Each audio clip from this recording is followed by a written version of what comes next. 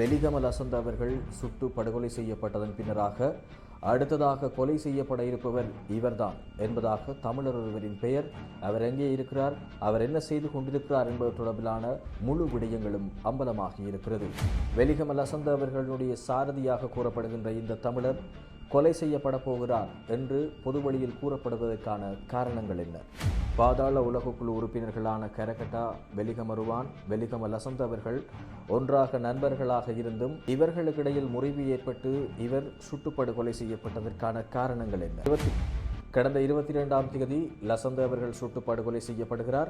21ஆம் திகதி அவருடைய மனைவிக்கு தொலைபேசி அழைப்பு வந்ததாகவும் அதில் கூறப்பட்டிருக்கக்கூடிய விடயங்கள் என்ன? எனவே இந்த விடயங்கள் தொடர்பில் ஆராய்வதாகத்தான் இன்றைய தினம் இந்த காணொலி அமையவிருக்கின்றது.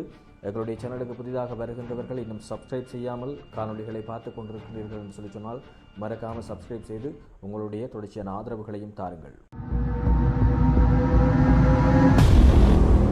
வணக்கம் உறவுகளே, நான் உங்கள் பேப்பர் படியன் பானு மற்றும் ஒரு காணொலி மூலமாக சந்திப்பதில் மகிழ்ச்சி.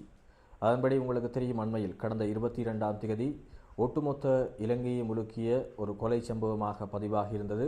குறிப்பாக அரசாங்க உறுப்பினராக இருக்கக்கூடிய மாத்தறை மாவட்டத்தினுடைய வெலிகம பிரதேச சபை தவிசாளர் அவருடைய அலுவலகத்தில் வைத்தே கொடூரமான முறையில் சுட்டு படுகொலை செய்யப்பட்டிருந்தார். மர்மமாக இருவர் அவரை சுட்டு படுகொலை செய்திருந்த சிசிடிவி காணொலிகளும் தற்போது சமூக வலைதளங்களில் வெளியாகி கொண்டிருக்கின்றன. அது தொடர்பிலான காணொலிகளை நீங்கள் இன்னும் பார்க்கவில்லை என்று சொல்லி சொன்னால் என்னுடைய பழைய வீடியோக்களை பார்ப்பதன் மூலமாக அந்த காணொலிகளையும் பார்க்கக்கூடியதாக இருக்கும். எனவே நாங்கள் தற்போது விடயத்திற்கு வரலாம் என்று சொல்லி நினைக்கின்றேன். இன்றைய தினம் மிக முக்கியமான ஒரு பரபரப்பான தகவல் வெளியாகி இருக்கின்ற நிலைமையில் சமூக ஊடகங்கள் வாயிலாக பரவலாக பேசப்பட்டு கொண்டிருக்கின்றது. காரணம் என்னவென்று சொல்லி சொன்னால், இந்த வெலிகம லசந்த அவர்களுடைய கொலையின் பின்னதாக அடுத்ததாக ஒருவர் கொலை செய்யப்பட இருக்கிறார். அது இவர்தான், அது ஒரு தமிழர் என்பதாக பரபரப்பான தகவல் வெளியாகி இருக்கின்றது. அதன்படி அவருடைய பெயர் கணேஷ் என்பதாகத்தான் கூறப்படுகின்றது.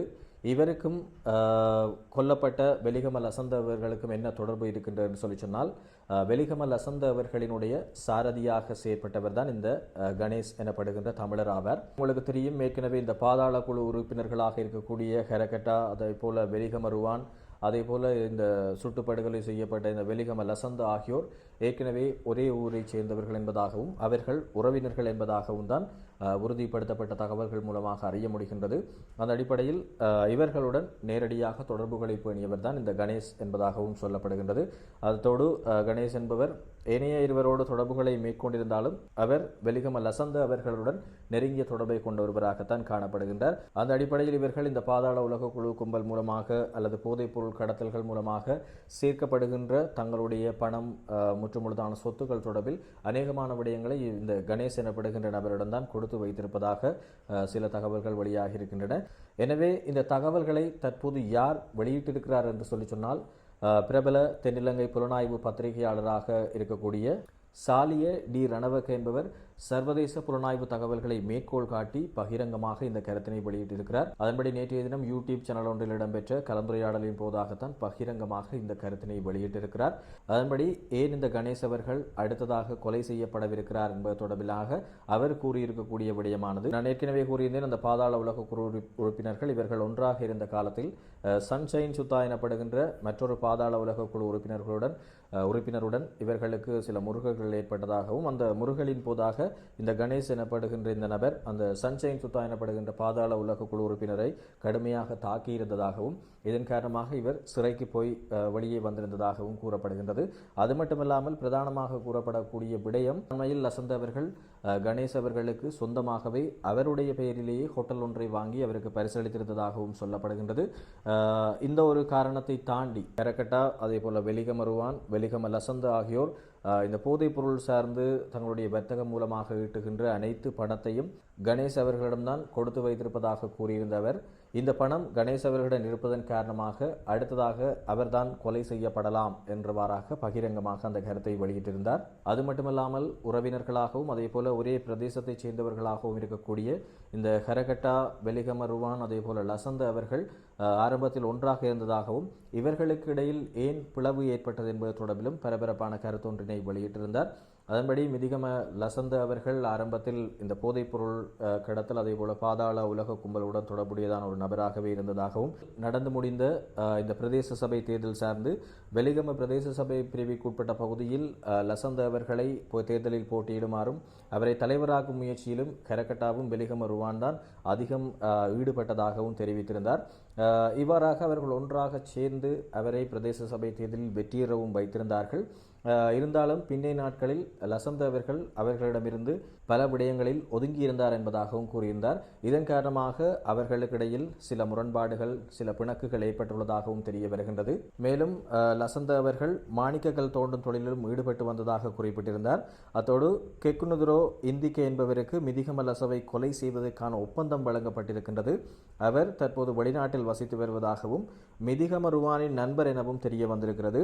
துப்பாக்கிதாரிகள் அகங்கம பகுதியிலிருந்து வந்து வெலிகம பிரதேச சபையை தாண்டி சென்று பொலத்து மோதிர பாலத்திற்கு அருகில் துப்பாக்கிகளை பெற்றுக்கொண்டிருக்கிறார்கள்.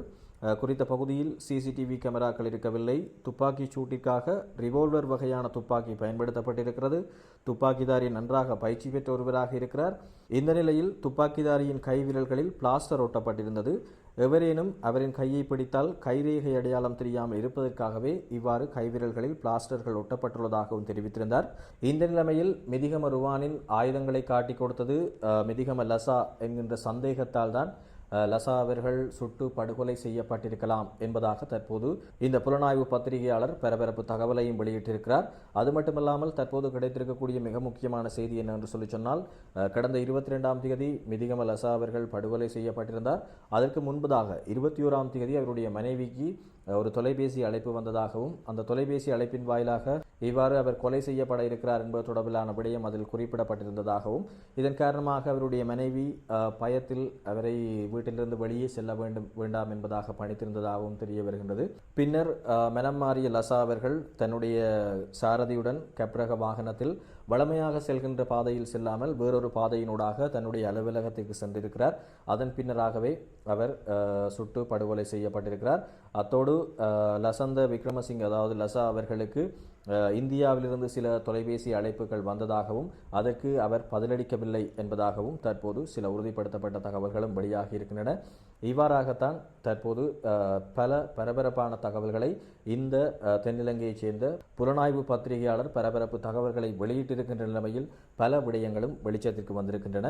அது மட்டுமல்லாமல் தற்போது இந்த இசாரா சம்பந்தியினுடைய வழக்கு விசாரணைகள் இடம்பெற்றுக் கொண்டிருக்கின்ற நிலைமையில் இசாரா சம்பந்தி அடையாளம் காட்டியிருந்த ஆனந்தன் அவர்கள் கைது செய்யப்பட்டு ஆனந்தனுடைய விசாரணைகளின் பின்னராக தற்போது பலர் கைது செய்யப்பட்டு கொண்டிருக்கிறார்கள். அதன் அடிப்படையில் ஆனந்தன் அவர்கள் உங்களுக்கு தெரியும், அவர் சர்வதேச ரீதியில் பல மனித கடத்தல்காரர்கள் ஆட்கடத்தல்காரர்களுடன் தொடர்பினை பேணி வைத்திருக்கக்கூடிய ஒரு நபர். அந்த அடிப்படையில் இங்கிருந்து பல குற்றச்செயல்களுடன் தொடர்புடைய நபர்களை வெளிநாட்டுக்கு குறிப்பாக இந்தியாவுக்கு அனுப்பி இந்தியாவிலிருந்து இந்தோனேசியாவுக்கோ அல்லது நேபாளத்திற்கோ நாடு கடத்துகின்ற செயற்பாடுகளில் தொடர்ந்து ஈடுபட்டு கொண்டிருக்கக்கூடிய ஒரு நபர். நடந்து முடிந்த இந்த உயிர்த்த ஞாயிறு தாக்குதல் தொடர்பிலான பிரதான சூத்திரதாரியாக கருதப்படக்கூடிய சாரா என கூறப்படுகின்ற அதே நேரம் புலஸ்தீனி மகேந்திரன் என்பதாக கூறப்படுகின்ற சஹ்ரானின் மைதுனி என சொல்லப்படுகின்ற அந்த உயிர்த்த ஞாயிறு தாக்குதலுடன் தொடர்புடையதான பிரதான சூத்திரதாரியாக கருதப்படும் அவர் இங்கிருந்து நாடு கடத்தப்பட்டிருக்கிறார் அல்லது நாடு கடத்தப்பட்டிருக்கலாம் என்பதான பரபரப்பு தகவலும் வெளியாகி இருக்கின்றது. எனவே அது தொடர்பிலான விசாரணைகளும் தற்போது தீவிரப்படுத்தப்பட்டிருக்கின்றன. எனவே பொறுத்திருந்து பார்ப்போம் அது தொடர்பிலான தகவல்கள் எவ்வாறு அமையப் போகின்றன என்பது தொடர்பில் மற்றும் ஒரு காணொலி மூலமாக சந்திப்போம். தற்போது உங்களிடம் விடைபெற்றுக் கொள்கிறேன். நன்றி, வணக்கம் உறவுகளே.